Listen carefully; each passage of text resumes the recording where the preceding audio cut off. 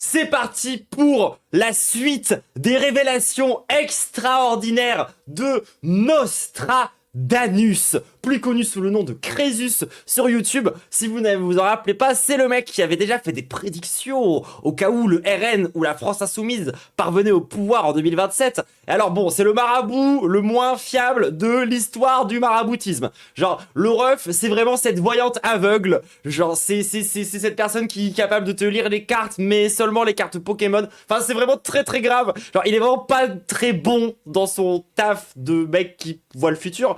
Et forcément, en ce début d'année, je me suis dit, mais alors, ça vous dit, on va se servir de ce mec comme base pour explorer tous ensemble qu'est-ce qui pourrait bien se passer si par un miracle total, le centre restait au pouvoir en 2027. C'est parti. C'est remobilisé. Réussissons. Ça paraissait impossible et pourtant ils l'ont fait. Quelques mois avant la présidentielle, angoissant d'un second tour opposant Le Pen à Mélenchon, le bloc central s'est remobilisé. Réussissant à qualifier in extremis Ah, il a mis Glucksmann dans le bloc central. Par contre, il a été un peu accurate. un candidat au second tour. Musique de Hollow Knight. Jeu de Tarlouse, hein, ça pourtant. Il devrait être contre. Ah non, mais non, lui c'est plutôt un libertarien, je crois qu'il s'en fout. Bénéficiant, comme souvent, d'un report de voix favorable lors du duel final, c'est ultimement l'un des héritiers de Macron qui accédera aux responsabilités en 2027. À quoi ressemblera la France après son arrivée au pouvoir? Quelles seront les mesures mises en place et sera-t-il capable de faire mieux que son Vous imaginez la France dirigée par Gabriel Attal. prédécesseur? On va voir ça dans cette vidéo. Alors, comme on ne sait pas encore qui sera le candidat principal de ce camp, ce qu'on va faire, c'est qu'on va prendre la mesure Lisanne Al-Gabi, c'est un peu marrant. phare de chacun des candidats pour essayer de poser les bases d'un programme plus global. Et Allez. le premier candidat dont on va parler, le favori peut-être, c'est Édouard Philippe. On rappelle les dernières déclarations d'Édouard Philippe concernant le fait qu'il n'appréciait pas les femmes voilées, que ça le dérangeait profondément et que la colonisation n'était pas un crime. Qui dispose d'un Mais c'est le centre, hein. programme aujourd'hui pas tout à fait clair, sauf un point, une mesure économique qui doit être son pilier pour la future campagne, ce qu'il appelle le grand deal fiscal. Plus précisément, il propose Big deal. un deal fiscal d'une ampleur inédite avec les entreprises via une baisse d'impôts de production de 50 milliards d'euros par an contre une baisse équivalente des aides aux entreprises, donc de moins 50 milliards par an. C'est un choc de 250 milliards sur le quinquennat, théoriquement neutre pour les finances publiques, qui ne viendrait donc pas aggraver le déficit. Présenté comme ça apparaît très sensé. Dire qu'il faut baisser la fiscalité des entreprises Non, c'est pas leur sens. en France, ça paraît logique. Et Pourquoi? réduire les aides aux entreprises, c'est une mesure assez populaire. Mais c'est dans l'application concrète de cette mesure qu'on peut trouver des problèmes.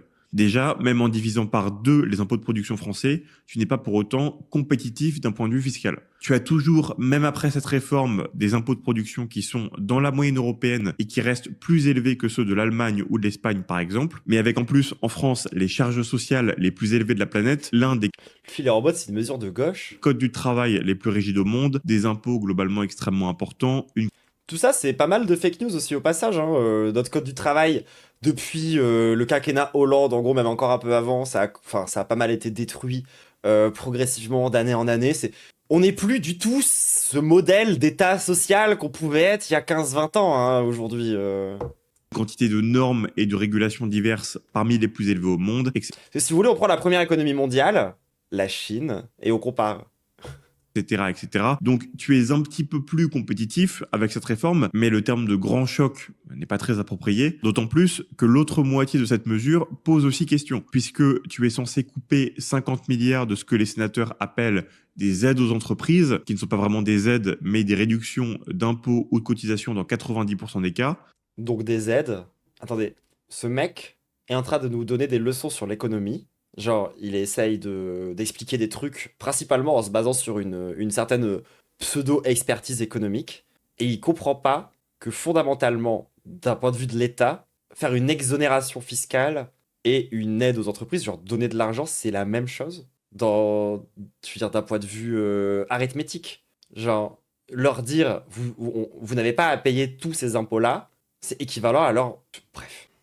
Édouard Philippe ne donne pas le détail de quelle C'est dire son niveau d'expertise quand même. L'aide va être supprimée pour financer la réduction d'impôts, à mon avis de façon tout à fait volontaire, parce que ça risquerait de révéler le poteau rose. Mais un exemple crédible qu'on peut utiliser, ce sont les 75 milliards de réduction de cotisations patronales qui sont identifiés comme l'une des principales aides aux entreprises par le Sénat. C'est ça, genre si tu me dois 20 balles et que je te les réclame pas, c'est que tu les as donnés quoi. Alors, que sont ces réductions concrètement? En fait, actuellement, si vous voulez payer quelqu'un 1800 € brut, dans beaucoup de cas, ça va coûter à l'employeur 1900 €, donc avec des charges patronales de seulement 100 €. Si on suivait le régime général, il aurait fallu que le coût pour l'employeur soit de 2500 € pour le même salaire, donc avec 700 € de cotisation patronale pour donner toujours 1800 € brut. Le problème... On rappelle que les cotisations sociales, c'est pas de l'argent qui s'évapore en fumée et qui disparaît. Hein. Pour citer un certain vieux monsieur, les cotisations, c'est du salaire. Bah oui, c'est l'argent que tu finis par toucher à ta retraite, c'est l'argent qui te permet de tomber malade, basiquement. Enfin, c'est de l'argent qui est redistribué, hein, c'est tout le principe. Donc moins il y en a, plus le système est injuste. Vous l'aurez compris, et que si demain tu supprimes ces aides, eh bien une entreprise en France qui emploie 5 salariés autour du SMIC, un restaurant par exemple, se retrouve à payer 3000 € supplémentaires par mois de charges définitivement. Alors évidemment, certaines entreprises pourraient payer, mais toutes celles qui sont déjà dans une situation économique complexe ne pourront pas et devront donc licencier ou fermer boutique. On estime que... Il doit comprendre aide comme argent versé en plus et non pas comme argent pas dépensé.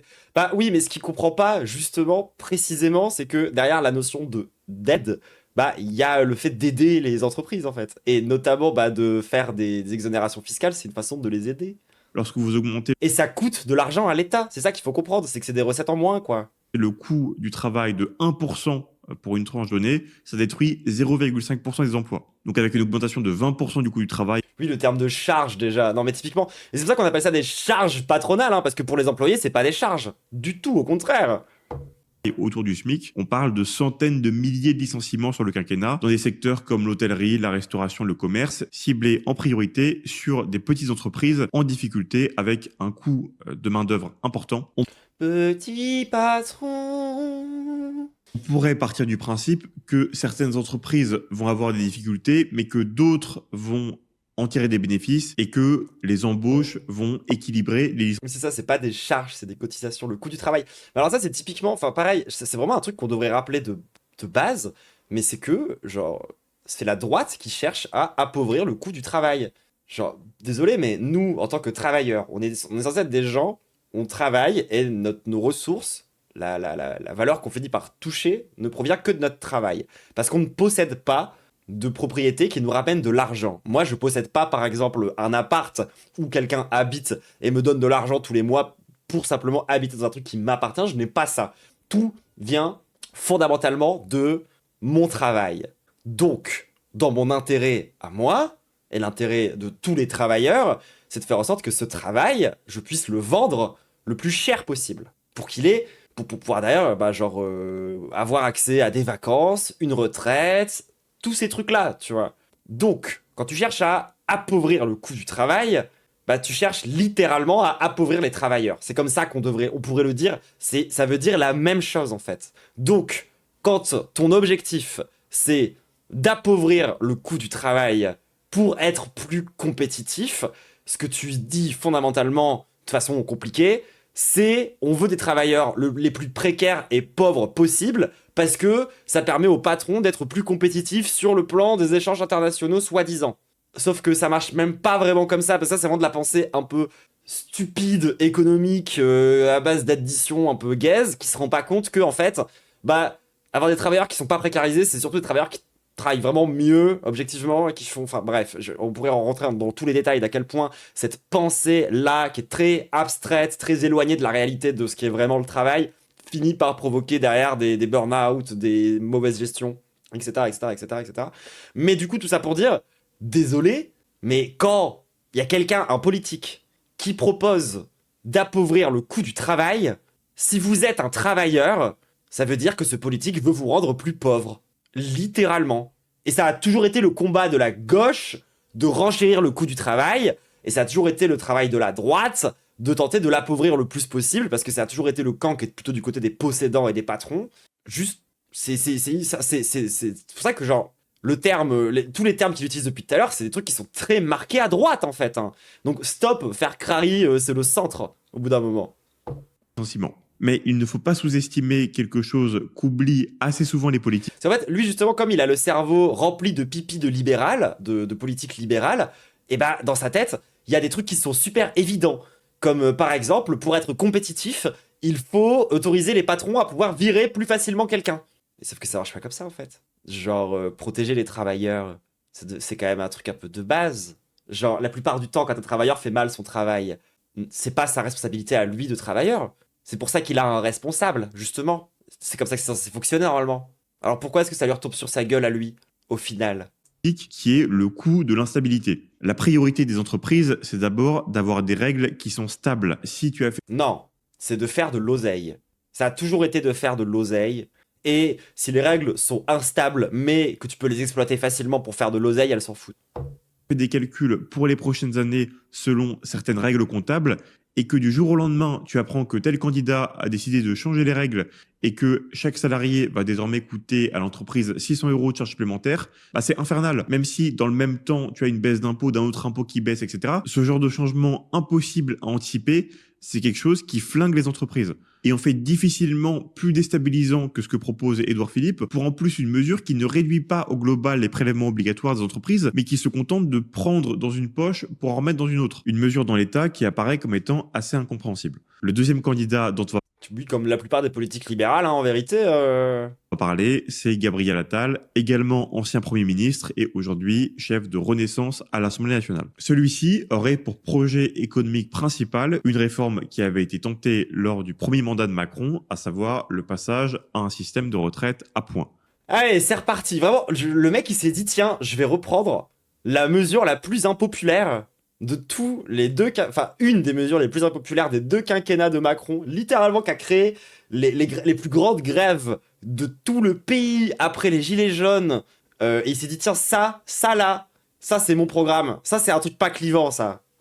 De quoi s'agit-il exactement? L'idée est de changer le mode de calcul des pensions de retraite et de rentrer dans un système dans lequel chaque euro cotisé tout au long de la vie donne le droit à un montant défini. Donc, exemple basique, pour chaque 10 € de cotisation, vous recevez un point, et un point Voilà, donc c'est un système qui avantage les riches, comme d'hab. donne 50 centimes de retraite par an pendant toute votre période de retraite. Donc, toute votre Il y a plein de très bonnes vidéos, hein, que ce soit sur Blast ou Stupid Economics, qui en parlent de pourquoi c'est des grosses conneries, tout ça. Allez voir ça. Hein. carrière, vous accumulez des points, ce qui vous permet ensuite de définir un montant de retraite au moment où vous arrêtez de travailler. L'idée de ce système, c'est de le rendre déjà plus lisible parce que vous pouvez suivre le nombre de points que vous avez, combien rapporte chaque point, et donc vous projeter plus facilement. Et c'est aussi pour le rendre plus flexible, pour que chacun puisse piloter lui-même combien de temps il souhaite travailler, pour quelle pension, et comme ça pouvoir arbitrer plus efficacement la date à laquelle vous allez arrêter votre activité. Non, ça sert vraiment à donner moins d'argent aux retraités. Hein. Et genre, in fine, c'est vraiment à ça que ça sert. Il y a également un autre changement qui est induit par cette réforme, c'est que 1 € cotisé donne globalement le même nombre de points pour tout le monde. Et donc, les 42 régimes actuels de retraite sont théoriquement fusionnés en un seul système avec des règles communes. Alors évidemment, il peut y avoir des taux de cotisation de points différentes qui prennent en compte la pénibilité ou des règles Et spécifiques. ça, c'est pareil, genre vraiment tenter de tout uniformiser au maximum, y compris des trucs qui sont pas compatibles. C'est très très néolibéral, bizarre hein, de faire vouloir faire ce genre de trucs. Pour les agriculteurs ou les militaires, mais par nature, c'est un système qui est plus réfractaire au régime de retraite particulier. Une autre différence avec le système actuel, c'est que toute la carrière En fait, tu veux qu'ils arrêtent d'avoir des régimes particuliers sans même te poser la question de pourquoi ils sont là. est prise en compte. Aujourd'hui, la pension du privé est calculée sur les 25 meilleures années et dans le public, c'est les 6 derniers mois. Donc, il y a beaucoup de vos années de travail qui servent juste à valider des trimestres et dans lesquels le montant de votre rémunération n'a pas beaucoup d'importance. Dans le système à points, c'est l'intégralité de l'argent cotisé sur la vie qui est prise en compte et donc c'est plus représentatif, si on peut dire, de l'intégralité de l'argent que vous avez gagné dans votre carrière. Dernier changement majeur, c'est sur les carrières précaires. En France, pour valider un trimestre de retraite, il faut recevoir 1780 € sur l'année et donc théoriquement 7120 € de revenus annuels suffisent à valider 4 trimestres de retraite par an. Alors évidemment, si vous avez un revenu si faible, eh bien votre retraite va être très faible, mais le trimestre est quand même validé. Pareil, si tu es au chômage, normalement tu valides, en arrêt maladie également, c'est validé normalement, etc. Dans le nouveau système, eh bien, quand tu reçois peu d'argent, tu vas recevoir peu de points. Donc c'est plus linéaire. C'est 1 euro égale 1 euro de retraite, point. C'est plus stable. Voilà, donc allez vous faire enculer tous les handicapés, tous les gens qui ont eu des problèmes de travail parce qu'ils ont connu des accidents très très vénères, parfois dus à leurs conditions de travail qui ont été progressivement d'année en année de plus en plus foutues en l'air, hein, parce on le voit, hein, les maladies professionnelles se multiplient. Niquez-vous bien tous, hein, d'accord. Voilà, il faut retourner au travail, le charbon. Globalement, les systèmes à points sont des systèmes qui, par nature, sont moins solidaires que les systèmes par répartition. Même s'il y a des mécanismes de solidarité, l'idée, c'est plutôt que chacun accumule ses points pour sa retraite, et voilà. Et d'ailleurs, le pays qui nous a inspiré C'est vraiment la vision libérale, égoïste, bizarre des choses. ce modèle, En mode, c'est littéralement, on a créé la retraite, c'était pour faire un truc de solidarité entre tous les travailleurs pour permettre aux personnes plus âgées de se relâcher, tu vois. Et eux, ils veulent transformer ça en espèce de système compétitif dans lequel, en fait, on est tous en compétition les uns avec les autres pour avoir une bonne retraite. Ce qui, comme d'hab, facilite les gens qui gagnent bien leur vie, enfin... l'Allemagne a un système qui est très individualiste où chacun cotise pour soi et chacun est responsable de sa propre retraite. Et voilà, il n'y a pas tellement de solidarité. Alors concrètement, qu'est-ce que ça va changer et pour qui? Eh bien, les plus En plus, c'est faux, ce que vaut le point dépendra du budget chaque année. Oui, non, mais en plus de ça, oui. gros perdants seront tous ceux qui bénéficient largement des régimes spéciaux, d'autant plus si ces régimes sont pas vraiment remis dans le système à points. Par exemple, les gens qui sont à la SNCF ou à la RATP ont un âge de départ souvent autour de 56-58 ans, avec des pensions qui sont calculées selon des modalités avantageuses, ce qui donne une pension moyenne pour une carrière. Mais genre, moi, j'adore quand t'as des politiques qui te disent « Regardez, certaines personnes ont des avantages par rapport à vous, ça vous dit on leur enlève. » Mais tu proposes pas d'améliorer le reste. T'es vraiment dans une pure logique de nivellement vers le bas. T'es en mode genre, regardez, ces gens ont des avantages, plutôt que de chercher à ce que tout le monde les ait, tu vas tenter de juste leur niquer leur mère pour rien. Comme ça, à la fin, on est tous pareils. Félicitations. T'as rendu le monde littéralement moins bien. Complète à plus de 3 000 euros contre 1 800 euros en moyenne en France. Et c'est pas une question de genre c'est plus équitable si on est tous au même niveau de machin, etc. hein, parce que de base, le système de retraite est pas équitable. Donc de le rendre encore moins équitable, voilà, ça va dans ce sens-là. hein. Et si leur régime rejoint celui des gens Au final, ils veulent le système par capitalisation. Ah oui, complètement. L'idée finale derrière le concept de retraite à points, c'est de faire la transition vers un système par capitalisation, bien sûr. normaux, eh bien, ça sera une perte majeure si elle n'est pas compensée par de nouveaux gros avantages. Et du coup, le système par capitalisation, c'est l'idée du coup de foutre de l'oseille dans un capital qui va grossir et qui te permettra derrière, à ta retraite, de pouvoir vivre de ce capital-là, quoi.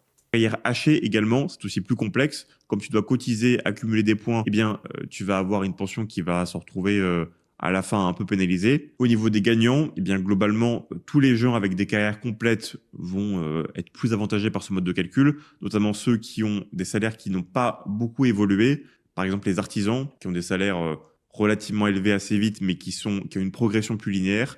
Eh bien, eux, s'ils cotisent pendant 43 ans avec un niveau important, vont avoir une retraite qui va être plus intéressante, d'autant plus s'ils ont très peu de chômage ou de rupture ou de je ne sais quoi. Après, l'idée, évidemment, en passant à une retraite à points, est aussi de pouvoir faire des économies et donc, globalement, de payer moins de retraite. Donc, il y aura a priori un peu Capitaliser en bourse, comme ça, quand quand la bulle éclate, t'as plus de retraite. Exactement. plus de perdants que de gagnants. Tu sais, ils ont vraiment ce système qui est en crise et en feu tous les 15-20 ans, qui provoque des trucs horribles H24. Ils sont en mode, vous voulez pas dépendre de ça? Plutôt que votre système, là, bizarre de solidarité. Ah! Et c'est une proposition qui est pour le coup totalement réaliste, parce que ça existe dans d'autres pays. D'ailleurs, c'est marrant ça, parce que j'y pensais l'autre jour, mais hyper souvent, toutes ces notions autour de la compétitivité et du fait qu'il faut qu'on soit tous plus égoïstes et que ça soit moins solidaire parce que ce serait plus proche de imaginaire de ce qu'est la nature, dans lequel, voilà, dans la nature, on s'imagine que les bons réussissent et les faibles meurent, etc., etc., etc., parce que c'est la dure loi de la nature, tu vois. Sauf que non, vraiment, genre, parfois j'aimerais bien rappeler ce truc de base qui est que l'humanité en est là où elle en est aujourd'hui, avant tout grâce à de la coopération, hein, et coopération qui est surtout possible grâce à de la solidarité, hein, enfin genre, désolé, hein, mais c'est ça qui fait notre spécificité, justement. Fonctionne correctement, il n'y a pas de Genre on a une mémoire collective, on a une totalité. problème particulier en ce qui concerne la faisabilité d'une telle réforme. Le troisième personnage qu'on va analyser, c'est Raphaël Glucksmann, le chef de Place Publique. Pour Raphaël, on peut considérer que la ligne la plus importante de son programme. Désolé, mais bof l'écofascisme. Bah, t'as le droit de dire que la spécificité de l'être humain, c'est pas d'être compétitif et genre sans être écofasciste, tu vois. Genre, tu peux quand même expliquer qu'on est des animaux et qu'on a des spécificités par rapport aux autres animaux sans être écofasciste. Le programme se situe surtout dans son rapport à l'Europe. Une mesure, je trouve, qui synthétise bien cette idée, c'est le 3e chantier du programme pour une Europe fédérale qui propose d'augmenter massivement le budget de l'Union européenne, de le porter jusqu'à 5% du PIB pour lui permettre de lancer des politiques publiques d'envergure et d'accorder un rôle plus important à l'Europe que de simplement mettre des normes, ce qu'elle fait pas mal actuellement. Il y a aussi l'idée de porter d'ici 2030 un grand traité de réunification européenne donnant le pouvoir d'initiative législative au Parlement européen et facilitant les initiatives citoyennes européennes. En On se fait chier de fou dans cette vidéo. gros, faire de l'Europe une sorte d'États-Unis, faire des votes à l'échelle européenne de la majorité des lois appliquées à l'échelle nationale, et donc progressivement Quelle idée de con, ça. unifier une partie des règles du Code du travail, Je vais pas voter avec des Allemands, moi. et une partie de la fiscalité, etc. C'est déjà d'ailleurs un mouvement qui est un petit peu en cours actuellement. Et c'est une proposition fédéraliste assez intéressante qui a le mérite de mettre en avant le rôle de plus en plus important de l'Europe dans la politique française. Mais c'est pas Adolf Hitler qui voulait faire une grande fédération européenne aussi?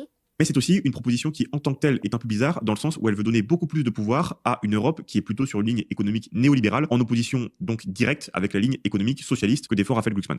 Bah non. Ah non, Raphaël Glucksmann, il a toujours défendu le néolibéralisme. Attends. Si je tape Raphaël Glucksmann sur Google, que je regarde c'est quoi sa formation politique, tu vois, genre... Passage à Alternative libérale. Septembre 2026, Raphaël Glucksmann est annoncé par Édouard Philias, président de Alternative libérale, parti favorable au libéralisme politique comme au libéralisme économique, comme candidat pour le parti aux élections législatives de 2007. Il n'y a pas plus libéral que Glucksmann. C'est littéralement son histoire politique. Genre, c'est sa formation, c'est-à-dire que travaille tes sujets, Nostradamus, là. Là, tu racontes vraiment n'importe quoi, hein. Genre, c'est une recherche sur Wikipédia permet de se rendre compte que c'est faux. Ça vous a peut-être fait tiquer depuis le départ que je range Glucksmann dans cette case des macronistes, et c'est Bah, du coup, non.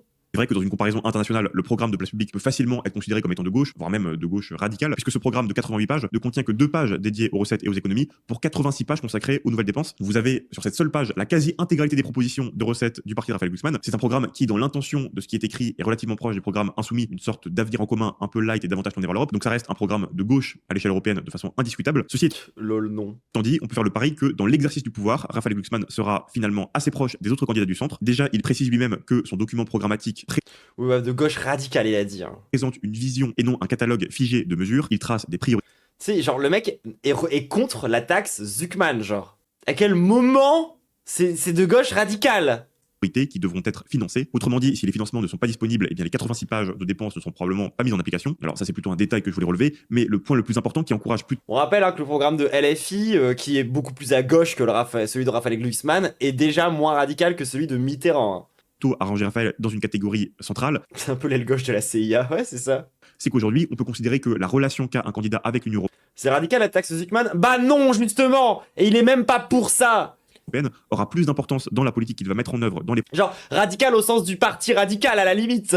prochaines années que ses propres idées économiques. Dans le sens où même si Glucksmann a des divergences avec Édouard Philippe sur Qui est un parti du centre, hein, si vous le saviez pas, le centre parti radical. le plan économique, leur volonté commune de ne pas rentrer en conflit ou même en opposition avec les institutions européennes vont les pousser de fait à appliquer des mesures identiques pour rentrer plus. Il y avait pas un bon glupatate sur à quel point Glucksmann c'était précisément un Macron dans l'œuf. Est-ce que je peux retrouver ça en vite fait? Parce qu'on se moque quand même souvent de lui. C'est celui-là là? Ou c'est celui-là, je sais plus. Je suis même pas sûr que ce soit un des deux. C'est peut-être il y a plus longtemps que ça. Ouais, si quelqu'un arrive à le retrouver, je suis chaud, écoutez. Qu'est-ce qui ferait que je vote pour vous? Là, déjà... en quoi seriez Oh, quelqu'un dans le chat qui a été hyper rapide. Face à un candidat Rassemblement National, vous appelleriez à voter pour un candidat à la France Insoumise. Mais je vais vous dire une chose très simple. Ouais. Moi, Merci, dur à trouver underscore, mais tu portes tellement bien ton pseudo et c'est ton premier message dans le chat. J'adore. d'autant plus que... je veux dire, combien de fois il faudra que je le répète? Nous serons, si nous nous structurons, nous serons largement en tête à gauche. Ah Nous n'avons, avec Jean-Luc Mélenchon, pas la même vision. Nous ne portons pas les mêmes convictions, la même méthode, la même relation au débat public, la même relation aux libertés et à la démocratie. À 30 ans, ce jeune Français est un des conseillers officieux du président géorgien. Un tout dernier mot. Vous voyez l'angle d'attaque des Insoumis et d'autres qui Oui. disent Raphaël Glucksmann. Social traite Macron. C'est le nouveau Macron, le Macron de 2017. Faut dire que quand on regarde, rejoint par Sacha Houlier, ancien macroniste, vous soutenez une plateforme de progressistes défendue par Pascal Non. Canfin, député européen Renaissance. En fait, vous êtes le nouveau Macron. Vous allez travailler avec des macronistes. Il y a même Aurélien Rousseau qui est avec vous, qui était directeur de cabinet d'Elisabeth Borne pendant la réforme des Donc retraites déjà, et qui a été ministre d'Emmanuel Macron. C'est vous le nouveau Macron, en fait. Moi, ce que je veux, c'est que le maximum de gens venus d'horizons politiques divers nous rejoignent sur la base de cette vision qui sera ensuite déclinée en projet. Ce que je veux, c'est que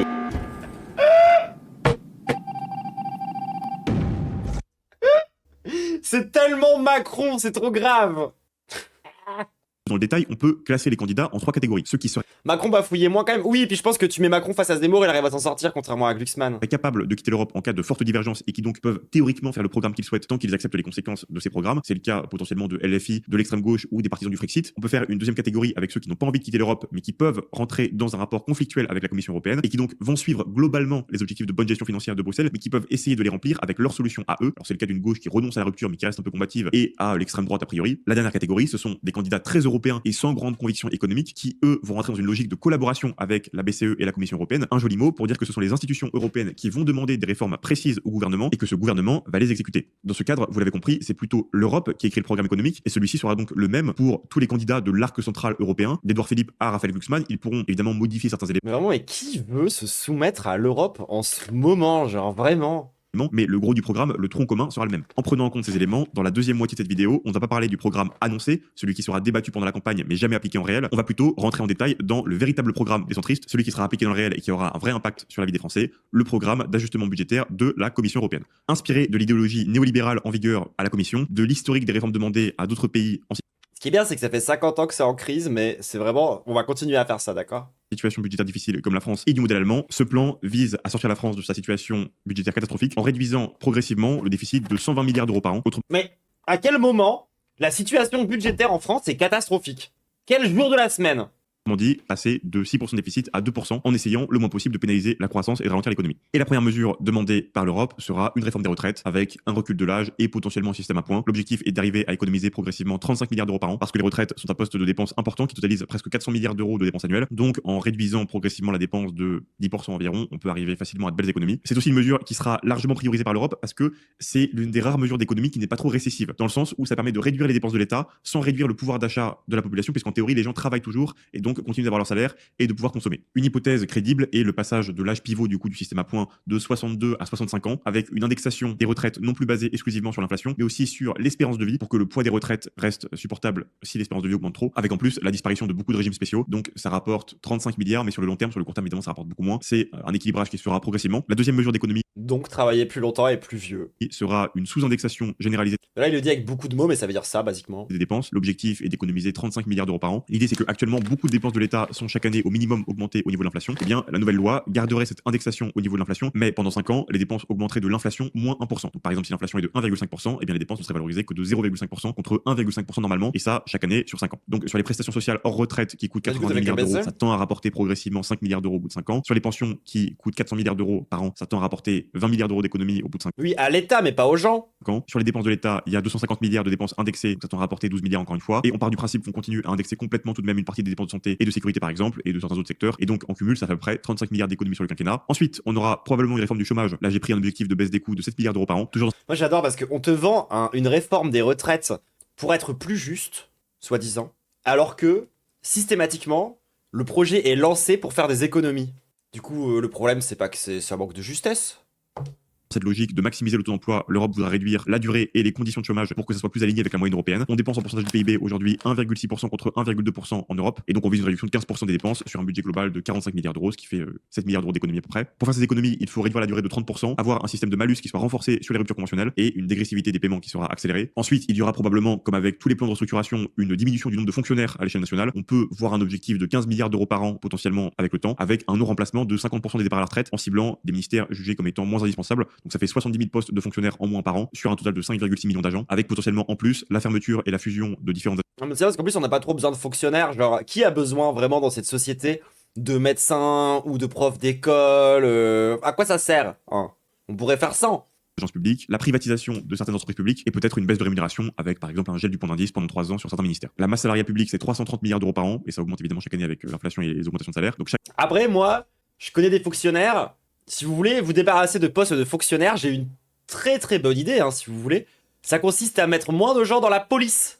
chaque 1% de réduction permet d'économiser 3,3 milliards et on peut viser une réduction du nombre de fonctionnaires de 5% sur le mandat, ce Mais ça, pareil, tu multiplies les inspecteurs de finances. Je suis sûr que ça fait des recettes aussi, ça, par exemple. qui permet d'économiser environ 15 milliards. En ce qui concerne les collectivités locales, il y aura probablement une petite attaque qui sera faite. On peut imaginer C'est qui ce twink du père? Mais c'est Nostradamus! les 5 milliards d'euros d'économies par an. Les dépenses d'administration publique locale ont atteint 330 milliards en 2024. Donc l'idée c'est de réduire de 1,5% avec une limitation des dépenses et surtout une fusion de certains échelons administratifs, par exemple les petites communes avec les intercommunalités ou les doublons entre les départements, les régions et les intercommunalités. On pourrait imaginer une simplification administrative sans vraiment perdre de compétences, ce qui pourrait rapporter un peu d'argent. C'est pas des montants énormes, mais 5 milliards toujours ça. Simplification administrative, ça veut dire à la fin il reste plus qu'une seule meuf pour gérer des centaines de dossiers et ça crée du retard administrativement parlant. Et c'est ce qui va nourrir aussi la bureaucratie et le fait que genre la machine, bref. Ce qui concerne l'enseignement supérieur, Alors c'est pas parce que tu mets moins de fonctionnaires que le système est plus efficace, hein, mais vraiment genre. on pourrait voir arriver également un plan d'économie parce qu'une des meilleures options pour faire des économies sans pour autant réduire la croissance, c'est d'augmenter la part de la population active, ce qui peut être fait de deux manières, soit en partant à la retraite plus tard, soit en commençant à travailler plus tôt. Et l'Europe pourrait pousser à ce que les Français fassent des études un peu plus courtes. On se rend pas compte, mais 5 ans d'études, ce qui est relativement classique en France, c'est considéré comme étant long dans beaucoup de pays, soit en Angleterre, en Allemagne, c'est plutôt 3-4 ans d'études et ensuite on commence à travailler. Et l'Europe pourrait pousser des réformes dans le but de changer cette situation avec la réduction des financements de certaines filières jugées comme étant peu insérantes dans le monde professionnel, avec également la fin des redoublements et des réorientations financées par Non mais sérieusement, ça fait envie à qui? On va vous faire travailler plus tôt et plus longtemps. Ça vous chauffe? Allez là! Wouh! Bah non, bah d'autant plus que même sur un plan économique un peu libéral, c'est complètement stupide quoi. Genre, parce que ça crée pas, tout en gagnant moins d'argent hein, au passage, en vous donnant moins accès à la consommation. C'est-à-dire que genre vous allez travailler plus tôt, plus longtemps, dans des moins bonnes conditions de travail parce qu'il est grand temps de retaper le code du travail pour gagner moins que maintenant. Vous avez pas envie de ça vous? C'est pour être compétitif. Allez, s'il vous plaît. les pouvoirs publics et des réformes au niveau des bourses sur potentiellement moins de filières Ah oui, je sais, les inégalités augmentent, mais est-ce que j'y peux quelque chose? ou avec des conditions un peu plus strictes. Le coût total de l'enseignement supérieur aujourd'hui, c'est autour de 30 milliards d'euros, donc on peut voir une réduction de 10% en volume, ce qui fait une économie de à peu près 3 milliards d'euros. Point plutôt positif, ça pourrait être accompagné d'une réforme pour rendre les études plus professionnalisantes et permettre aux jeunes de trouver un travail payé normalement plus facilement. L'Europe pourrait, comme souvent, s'inspirer du modèle allemand. Là-bas, il y a une culture de l'apprentissage qui est énorme. Le lien entre les entreprises et les formations est beaucoup plus étroit, permet d'avoir des gens qui sont formés. Vous savez, c'est quand la dernière fois que la France s'est inspirée du modèle allemand? La France de Vichy. De façon plus concrète et ça permet à l'Allemagne d'avoir le taux de chômage chez les jeunes le plus bas d'Europe avec 6,3% contre 18% en France et 25% en Espagne avec en plus des rémunérations qui sont plus importantes. Concrètement, l'Europe pourrait pousser vers un développement de beaucoup plus de formations en alternance dans plus de domaines, faire de cette option une voie qui permet les mêmes débouchés que l'université, voire des débouchés meilleurs et valoriser vraiment à fond cette logique d'apprentissage à la fois en entreprise et à l'école. Mais moi je veux pas être je veux pas être une Allemande. Genre, désolé hein, mais je ne veux pas être allemande. Genre, je connais des Allemands, je sais c'est quoi le monde du travail en Allemagne et c'est pas enviable hein. Qui marche très bien pour plusieurs systèmes, notamment le système allemand, mais aussi d'ailleurs le système australien et d'autres pays dans le monde qui font plus ça. Et sur ce, on a fini les mesures d'économie structurelle. Cependant, si elles ne sont pas suffisantes, eh bien, il pourrait y avoir des mesures plus d'équilibrage immédiat, avec par exemple une hausse de la TVA qui pourrait passer de 20 à 22%. C'est ce qu'on a vu très souvent dans des pays qui étaient contraints de faire des réformes structurelles par l'Europe parce que ça permet de gagner rapidement de l'argent de façon relativement sûre et sans trop pénaliser l'économie. Donc c'est quelque chose qui est souvent fait. Donc un point de TVA en plus sur uniquement le taux à 20% en excluant les taux à 5,5% pour les produits de première nécessité, ça rapporte 7,5 milliards par an. Et donc si on fait plus de points, eh bien ça rapporte 15 milliards d'euros par an. Ce qui est significatif, on pourrait même imaginer encore plus si jamais la situation est trop. Toujours ces calculs de gogol. Hein. Enfin, ça, on l'avait déjà vu dans les dernières prédictions, mais à chaque fois, il prend des nombres qu'il additionne et qu'il enlève au budget total de l'État sans même comprendre les conséquences concrètes de ce qu'il fait. Mauvaise. Et une autre voie qui pourrait être. On rappelle quand même que de son point de vue, l'immigration lutter contre l'immigration rapporte de l'argent. Pour vous dire déjà à quel point il est hors sol et qu'il n'est absolument au courant d'aucune théorie économique. Hein, parce que même chez les libéraux, même chez la plupart des néolibéraux, lutter contre l'immigration ne rapporte pas d'argent.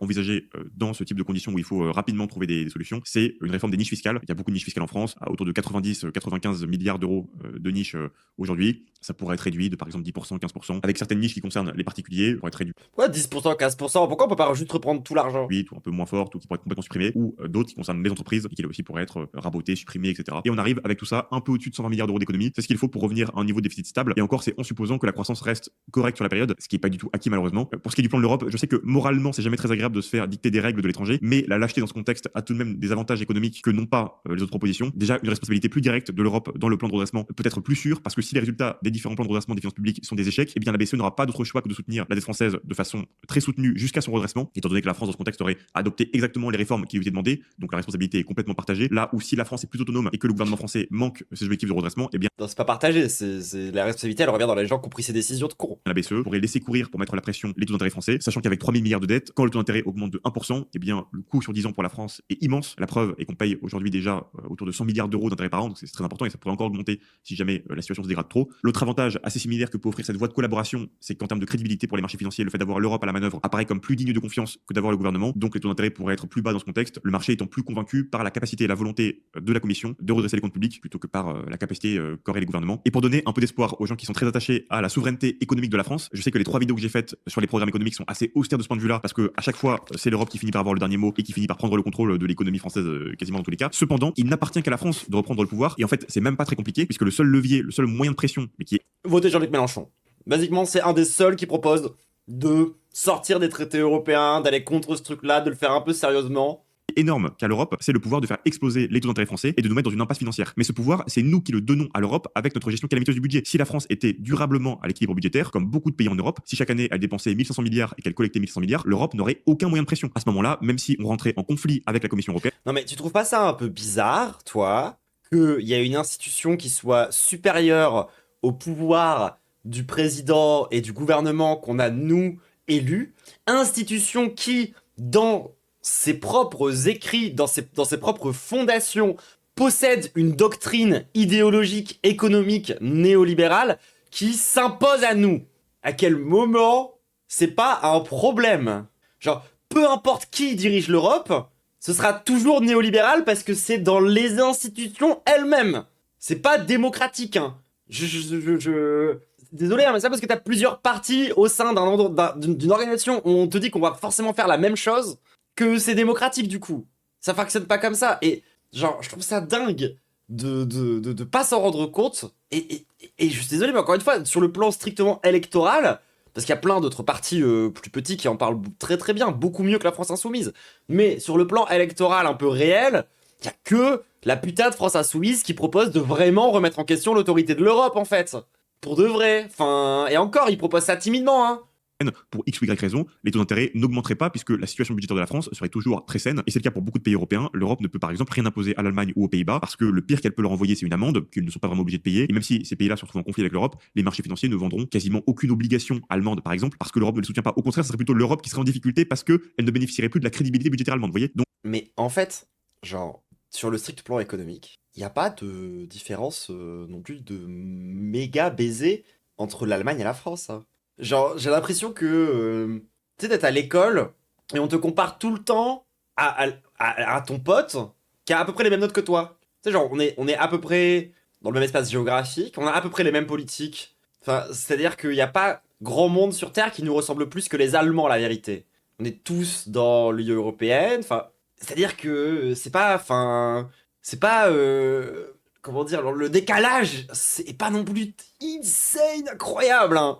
donc, si vous voulez que la France retrouve une indépendance dans ses politiques économiques, c'est possible, c'est même pas très compliqué. On a même les mêmes nazis, c'est dire. Il suffit d'arriver à l'équilibre budgétaire et en plus, ça aurait un autre intérêt qui serait de nous donner une charge de la dette qui serait Ça fait mal que tu dises ça. Bah oui, mais c'est vrai, hein. Enfin, je veux dire, regardez un petit peu économiquement parlant comment les deux pays s'organisent. progressivement de plus en plus faible et qui nous permettrait d'économiser. On baigne dans le néolibéralisme, le racisme et le patriarcat de la même façon. Culturellement parlant, on est assez proches. Enfin, 10, 20, 30 milliards d'euros par an, juste grâce à les taux d'intérêt qui seraient progressivement plus bas. Donc même si un plan de redressement budgétaire, l'austérité globalement, ça ne fait pas rêver, c'est tout de même une étape indispensable à l'exécution de quasiment n'importe quel projet économique ambitieux, parce que sans ça, tout devient 100 fois plus compliqué. there is no alternative, il vient de dire. Ok, Margaret Thatcher. Écoute, on me semble quand même qu'on a déjà démontré que c'était pas mal de grosses conneries, hein. Prenons par exemple, encore une fois, la première économie au monde. Genre, littéralement, la Chine ne respecte pas tous les concepts qui soi-disant, sont indispensables pour pouvoir obtenir un pays qui est capable de tourner à peu près correctement, hein. Enfin, bien évidemment, non, on n'est pas allemand, mais on est quand même proche, les gens. Désolé, hein. On est plus proche des Allemands que des Russes, hein. Enfin, bref. Mais oui, bah j'aime bien la techno aussi, par exemple. Et puis ils ont des bons espaces cuir aussi, LGBT en Allemagne, dans certains endroits. Enfin bon. Moi, par exemple, j'ai toujours, et je garderai toujours ma solidarité envers les travailleurs allemands, bien sûr. Tout comme je garde de la solidarité envers les travailleurs de partout. Et je constate que entre les travailleurs allemands et les travailleurs français, il n'y a pas un écart hyper significatif, hein, si vous voulez mon avis. Mais lui, c'est même pas tant que ça anti-Europe. Bah ouais, moi je pense qu'il devrait, comment dire, resserrer la vis. Pour moi, les deux immenses points faibles de Méluche et de sa proposition par rapport à justement sa prise de pouvoir, qui pourrait vraiment l'empêcher de faire, y compris le programme un peu mou qu'il a envie de faire à la base, je trouve que c'est pas très solide sur les médias, et la reprise en main des médias, et si tu reprends pas les médias en France et que t'arrives au pouvoir et que tu t'appelles Jean-Luc Mélenchon, tu pourras jamais rien faire et t'es dans la merde. Et c'est sur l'Europe. Où pour le coup, il est pas suffisamment pour une sortie de l'Europe, et ça lui crée aussi un angle un peu atlantiste bizarre parfois, qui crée, des trucs qui me mettent un peu mal à l'aise, même sur le plan strict de l'impérialisme, tu vois ce que je veux dire? Donc oui, enfin, Méluche, ça reste globalement assez mou sur le plan autant de l'international que sur le plan parfois de quitter les institutions qui nous emprisonnent, en gros. Après, ça reste sur le plan électoral, je vois toujours pas pour qui d'autres allaient voter, hein. Mais bon, je trouve que c'est quand même, je pense qu'on mérite mieux, pour être honnête, très honnêtement. Mais et notamment sur sur les sujets où il faudrait se durcir et se solidifier, c'est vraiment ces sujets-là, quoi. C'est être encore plus chaud sur l'antiracisme, être encore plus chaud sur le décolonialisme, être contre l'Europe, etc. Et faire aussi le point par rapport à deux, trois autres questions après pour d'autres trucs, notamment, qu'est-ce que tu fais des médias? Ça, c'est super important, enfin... Sortir de l'UE, c'est essentiel, c'est au cœur de notre impérialisme. C'est au cœur de l'impérialisme tout court, hein. Nous, la France est un acteur de l'impérialisme européen qui lui-même n'est qu'une partie de l'impérialisme tout court. Mais l'impérialisme, c'est un système global. C'est-à-dire qu'en fait, nous, on essaye de se faire une place au sein de l'impérialisme et l'Europe est un outil par rapport à ça. Alors qu'on pourrait tout à fait se penser comme étant un État non aligné. Enfin, il y a plein d'alternatives politiques qui existent par rapport à ça, hein. Enfin bref, voilà, tout ça pour dire que c'est bon. La vérité... par contre, je pense que c'est quand même sa vidéo la plus juste sur qu'est-ce qui se passerait si Macron allait quand même être au pouvoir. Au final, aussi surprenant que ça puisse paraître, et pour des raisons complètement différentes, on est un peu d'accord. C'est-à-dire que si jamais le centre est au pouvoir, qu'est-ce qui va se passer? Une politique austéritaire. Les gens vont travailler plus tôt, plus longtemps, dans de moins bonnes conditions, avec un système de retraite de moins en moins solidaire, et des coupes dans les dépenses publiques, donc moins de fonctionnaires, donc moins de médecins, moins de profs, moins de gens qui peuvent gérer les situations sociales en règle générale. Oui, bien vu. Effectivement. Après, on rappelle ce qui se passe quand le centre s'effondre, et je vois quelqu'un dans le chat qui le mentionne à juste titre, hein. Chapoutot l'a toujours beaucoup dit, hein, dans ces situations-là, le réflexe centriste, c'est la collaboration, hein. Et pas avec les communistes, hein. Ah, non. Non, vous allez voir que lorsque le centre va s'effondrer, et qu'il va falloir choisir entre Mélenchon et Le Pen, on va se rendre compte qu'on avait pas mal de fachos en puissance dans ce pays. Et avec un peu de chance, ça va réveiller quelques révolutionnaires en puissance. Mais c'est moins gagné, hein, quand même, par rapport à ça. Mais bon, on va lutter jusqu'au bout, hein, tout le monde, bien sûr. Toujours est-il que il va nous falloir de la solidité et de la force par rapport à ça. En tout cas, c'était un peu intéressant de se pencher quand même sur les prédictions de Nostradamus. Et je vous ai dit, pour moi, c'est un peu sa vidéo la plus juste, hein, depuis le début, quoi. Donc, faut savoir le dire quand les bozos font quelque chose de bien, même quand ils font pas exprès, tu vois. Et en même temps, c'est pas très compliqué de savoir ce que va faire Macron s'il reste au pouvoir. Il va faire Macron. Oui, effectivement. Alors, peut-être que ce Macron va s'appeler Gabriel Attal ou Raphaël Glucksmann, mais ça sera toujours Macron, quoi. Le concept de Macron dépasse la simple incarnation personnelle, d'accord? N'importe qui peut être Macron. Oui, ou Edouard Philippe aussi peut être Macron, hein, bien sûr, mais tout le monde... De toute façon, Macron, c'est tellement une construction médiatique et idéologique qui sort des entrailles de notre système de con que n'importe qui peut être Macron, hein, n'importe qui peut devenir l'enfant de ce système. Bref, sur ces belles paroles, on va se quitter là, YouTube. Gros bisous. N'hésite pas à lâcher ton meilleur like, ton meilleur commentaire, à venir me voir en stream si tu as le temps, un mardi, jeudi ou dimanche soir, sauf journée exceptionnelle. Là, pendant quelques temps, ça va être un peu plus compliqué de venir me voir en stream parce qu'il y aura le Fange Event, entre autres le 9, 10 et 11 janvier pour le lancement de notre média. Donc il y aura un peu moins de stream avant, un peu moins de stream après. On va sûrement faire une grosse semaine de pause. Bref, n'hésite pas à venir à ce moment-là si tu es en manque de troublante.